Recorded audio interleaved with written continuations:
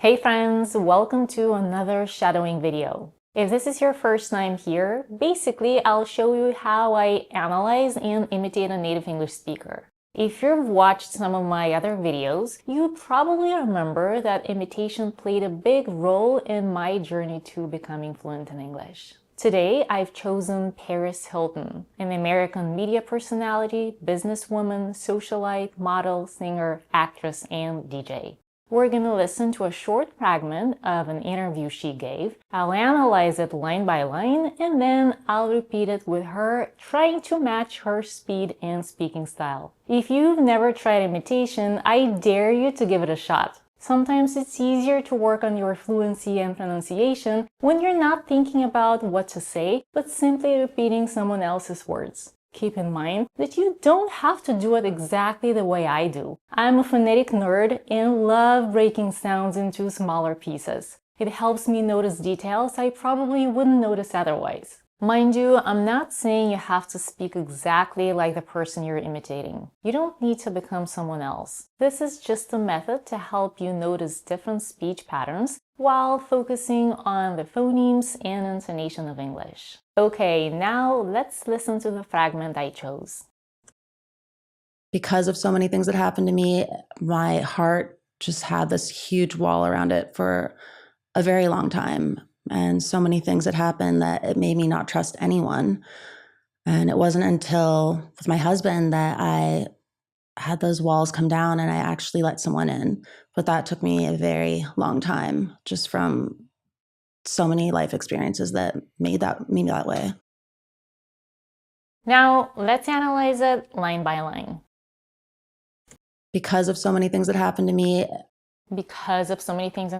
me, do you notice the cracking quality of her voice? This is called vocal fry. It's the low, raspy, creaky tone people sometimes use when they speak at the bottom of their vocal range. It happens when the vocal cords vibrate slowly and unevenly. You'll often hear it in casual speech or when someone is trying to sound relaxed or dramatic. What's interesting about Paris Hilton is that she does it all the time, which is not typical. Constantly keeping your voice in vocal fry can actually be pretty tiring, so I definitely don't recommend it. But when I shadow someone, I try not to judge them. I simply notice different aspects of their speech. This approach definitely helps improve listening skills. Because notice how she aspirates the voiceless velar stop k in the second and stressed syllable. Because in English, we aspirate the voiceless stops p, t, and k most of the time when they come in the beginning of a word or in the beginning of a stressed syllable. Aspiration means puffing out a little bit of extra air after the stop k, k, because. So many. She reduces the vowel in the first syllable of many to a schwa. So many. Things that happened to me.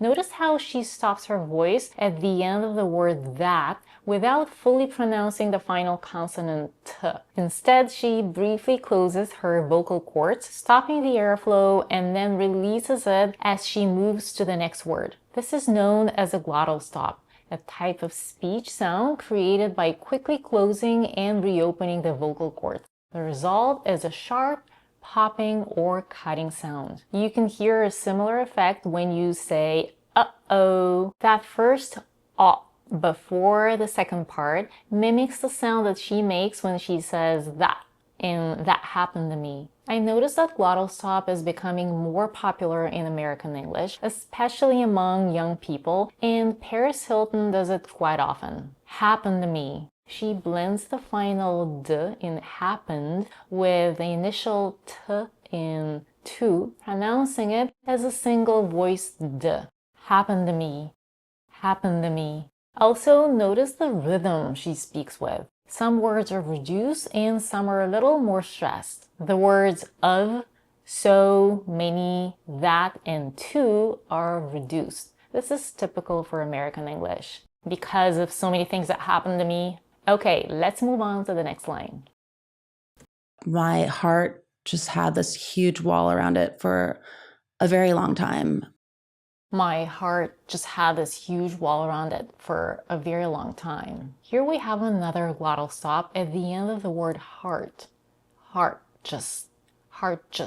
The d in had is held and is blended with the next sound, the voice th, in this. Had this. And then another glottal stop in the end of it, around it for a very long time. Time. She aspirates the t at the beginning of the word. Remember that extra puff of air after t. Time. Okay, let's continue. And so many things that happened that it made me not trust anyone. She devoices the final d in and blends it with the next word. And so, so many. She reduces the vowel in the first syllable of many to a schwa. So many. We have two instances of that in this line. The vowel in the first one is reduced to a schwa, but the second that is longer with the pure quality of the vowel, a as in cat. That.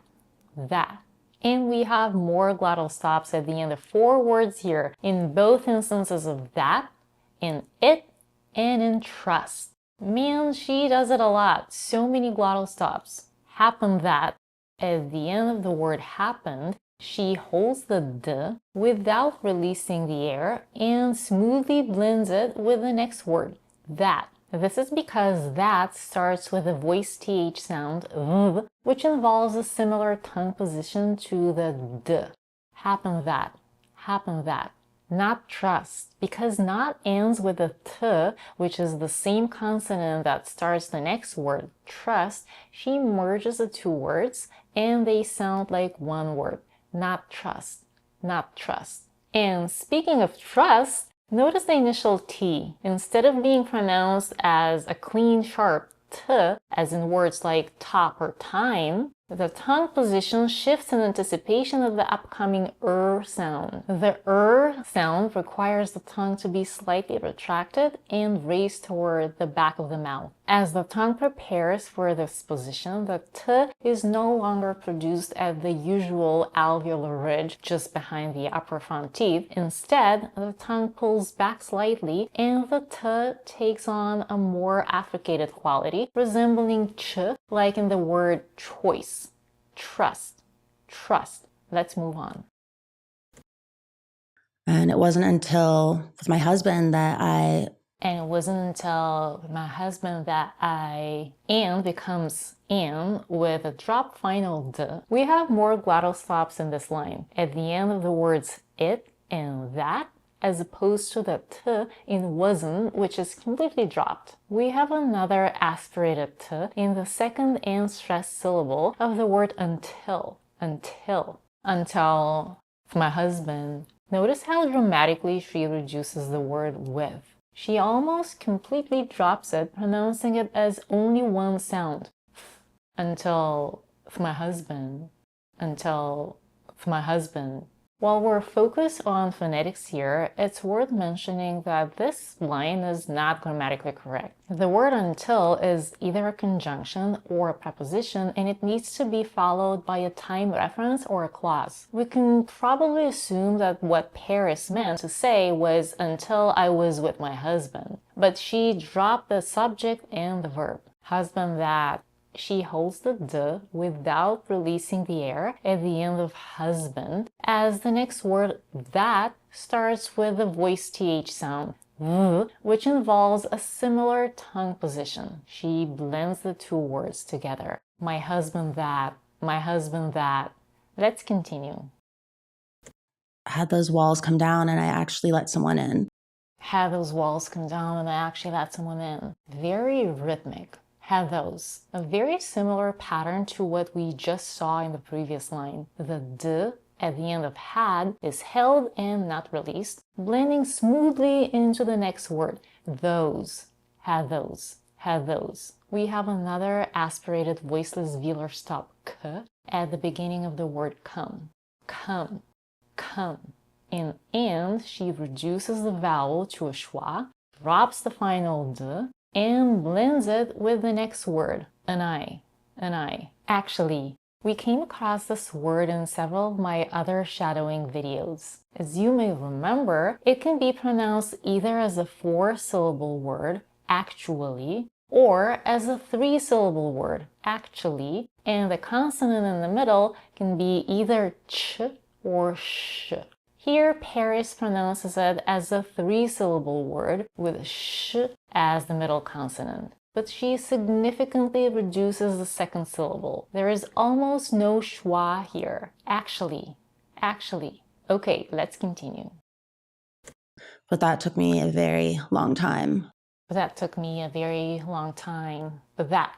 We have another transition from t to here. And as before, the t is held and not released and blends with the next word. But that took.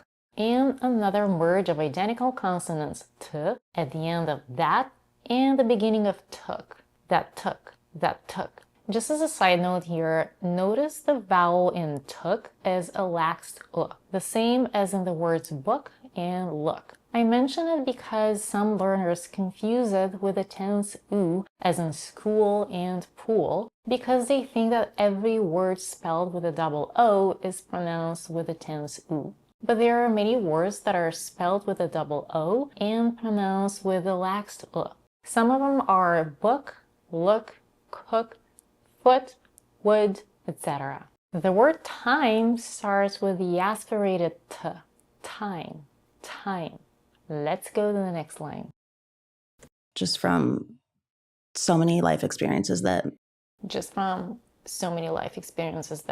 she drops the final t in just from so many. And so we have a diphthong O, but it's a weak, shorter O because this word is unstressed. So many. And we have another glottal stop at the end of that. Let's move on. made me that way. Now here, I'm actually not sure what she's saying. Let's play this again at a slower speed. Let's go to the settings and select the speed of 0.25. Made me that way. I think she's saying, may that mean that way. But this actually doesn't sound like a correct English sentence. I think what she meant to say is, made me who I am today. But let me know in the comments what you hear and how you interpret it. Now let's try to repeat it together with Paris. I gotta be honest with you, keeping the vocal fry will be challenging for me, but let's give it a try and see what happens. I also urge you to try to do it with me. You don't have to make your voice cracky like hers, but you can still aim to imitate the sounds, rhythm, and the speed of her speech. Ready? Let's go. Because of so many things that happened to me, my heart just had this huge wall around it for a very long time. And so many things that happened that it made me not trust anyone. And it wasn't until with my husband that I had those walls come down and I actually let someone in. But that took me a very long time, just from so many life experiences that made me that way. All right, you guys, what do you think? Was it hard? Let me know in the comments what you think of this method. Also, tell me if there is a particular person you'd like me to imitate in one of my next videos. If you found this video helpful, please click on the like button and subscribe if you haven't done it yet. Thanks for watching, and I'll see you in the next video.